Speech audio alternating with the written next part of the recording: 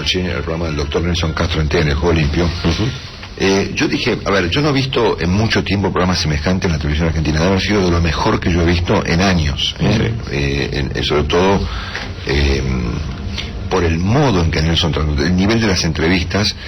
Estamos hablando del programa sobre la muerte de Perón, obviamente, ¿no? El programa tenía un costado histórico extraordinario, sobre todo con el testimonio de este médico cuyo apellido me olvido, el doctor Seara. Carlos Seara. Que fue, yo me quedé pegado en la tele escuchando semejante reportaje. Y además tenía también un costado político muy interesante, porque claro, a través del problema de la salud de Perón, emerge la controversia política del momento entre Perón y Cámpora, entre Perón y los Montoneros. Muy interesante. Sí. Así que lo estamos saludando a nuestro amigo Nelson Castro, no para que hable él, sino para que nos escuche nosotros. Sí, hablando, no ustedes saben lo que él dice. Claro.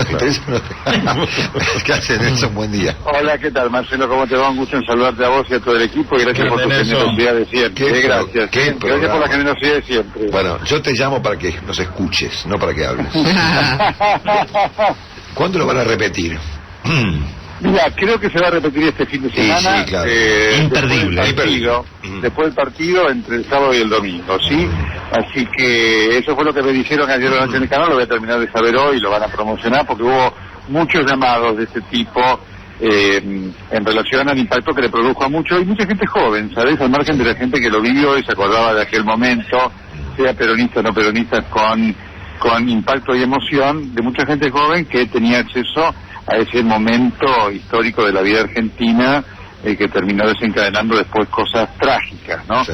Así que... Mira, déjame decirte que yo sé hacer pocas cosas en la vida, excepto reportajes, ¿no? Pero claro, yo lo único que sé hacer es reportaje. Pero el reportaje al doctor Seara yo pocas veces vi algo igual. Sí. Bueno, yo te lo agradezco mucho. El personaje ayudaba mucho, porque Seara es un hombre encantador, con una vivencia. Él vivió ese contacto con Perón, lo que transmitió lo que a él Perón le produjo, ¿viste? Cuando dice, era Perón ahí. Así que lo que él transmite es lo que a él, la realidad de estar con Perón, a quien dice, era alguien monumental, imbatible, le dice, era alguien que no concebíamos que le pudiera pasar algún problema, era como alguien inmortal. Claro, le contamos a la gente que en la secuencia de los reportajes los doctores Cosio y Seara van contando cómo Perón se estaba enfermando, ¿no? Y cuentan pruebas que tuvo varios infartos y problemas, la verdad es que muchos problemas de salud, mucho más de lo que mucha gente se podía imaginar. En un momento el doctor Seara empieza a contar el momento de la muerte de Perón, claro, y relata las horas en las que intentaron reanimarlo, obviamente muy por encima de cualquier práctica médica habitual, digamos, ¿no? Y Seara cuenta esa escena cuando finalmente tienen que admitir, después de horas que Perón había muerto, mezclado con el incienso que echaba López Rega, y con el llanto que produjo de toda la gente que miraba el espectáculo, ¿no? De un grupo de 4 médicos intentando reanimar a Perón muerto, ¿no? Impresionante. Sí, viste cómo lo describe él, porque cuando él dice nos pusimos todos a llorar, sí, y porque a él le tocó, vista esa cercanía que él había logrado, por su histrionismo, él había logrado una cercanía muy campechana con Perón. Te quiero decir que ahí quedó una hora más de testimonio de Seara que no entró, que es realmente impresionante, ¿no? Cuando él cuenta ese episodio de Cámpora, pero la narración que él hace del momento final es de película, es casi un actor, es insuperable. Efectivamente, lo que a vos te pasó, le pasó a todo el mundo que lo había ver ayer en el canal y no lo había visto. Se quedaron diciendo, esto, dice, parece relatado para una película, por los gestos, por cómo él lo hacía y por la emoción además que él transmitía en el relato. Sí. Contame una cosa, ¿cuánto te haces tiempo para hacer estos programas? Bueno, mira, llevó todo un año y yo quiero aprovechar porque quiero destacar, esto se puede hacer con un equipo de producción, yo quiero nombrarlos, a Guido Baistrocchi, a Fausto Jaime, a Paula Berlini, que trabajaron a destajo junto con camarógrafos, porque esto no es el trabajo de uno, uno tiene la idea, tenés por supuesto el acceso a las fuentes informativas, pero la realización es magistral, ¿no? Así que eso llevó un año de planificación, de concretar las entrevistas. Cosio y Seara ya habían hablado conmigo cuando hicimos el libro, y cuando salió eso yo le dije, mire, usted tiene que hacer esto para un documental de televisión, porque el libro tiene un valor, pero lo que la televisión transmite es irrepetible y único, como efectivamente lo vivieron ustedes, ¿no es cierto? Una cosa es lo que vos lees en el libro, otra cosa cuando el protagonista te dice lo que pasó, porque además yo les decía, mire, ustedes no son testigos de la historia, son protagonistas de la historia, de lo que vivieron, y permiten además desmitificar muchas cosas. Por ejemplo, Seara con ese relato desmitifica y contravierte lo que había dicho Tayana. Tayana, en su libro, él dice, en un momento López Rega lo agarró a Perón de los talones y le dijo, faraón, despertate. Y Seara dice, eso no existió. Claro. Lo que existió fue eso de López Rega cuando me dice, si lo sacás, te hago conde, lo cual habla del surrealismo de lo que se vivía allí, ¿no? Extraordinario, increíble. Nelson, Willy Cohen, buen día. Hola Willy, ¿cómo te va? Qué gusto en saludarte. También, por lo menos para mí, resultó muy impresionante, digamos, en definitiva, cómo el poder justifica cualquier cosa, ¿no es cierto? Sí. Cómo lo trajeron al general Perón prácticamente enfermo a la Argentina, cómo se fueron ocultando todas esas cuestiones, y en todo caso, ¿qué conclusiones sacás vos, digamos, de toda ese conflicto, mirando lo que hoy también pasa en la Argentina, ¿no es cierto? Bueno, por supuesto. Mira, Willy, precisamente por eso es un tema que yo vivo con tanta pasión, ¿no es cierto? Porque es una demostración de lo que es la salud de un hombre de Estado. Y esto tiene una vigencia enorme con lo que hemos vivido y con lo que en lo personal y junto a ustedes que son tan generosos y siempre han apoyado todas estas cosas que yo hago, lo que hemos vivido el año pasado, lo que me tocaba vivir el año pasado con la salud de la presidenta, ¿no es cierto? Digo, esto es una demostración de que cuando yo digo la salud de un presidente es una cuestión de Estado, no es un cliché para ser atractivo, generar un eslogan mediático, no, es una realidad. Es una realidad que esta historia marca claramente. Perón y Balbín en ese momento estaban cogobernando. Perón y Balbín estaban cogobernando.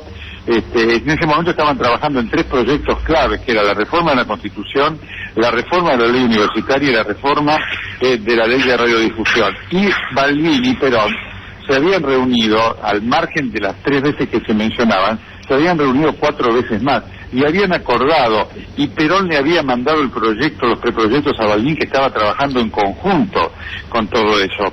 Todo eso se termina y el cambio lo marca la muerte de Perón. Es decir, cuando uno dice, mira, acá la salud del jefe de Estado jugó una pasada fundamental y cambió la historia. Y es muy interesante además cómo a través de los cuadernos que fue mostrando Cosi y tus comentarios y lo del doctor Seara, cómo después de cada episodio político culminante había un episodio de salud posterior. Claro.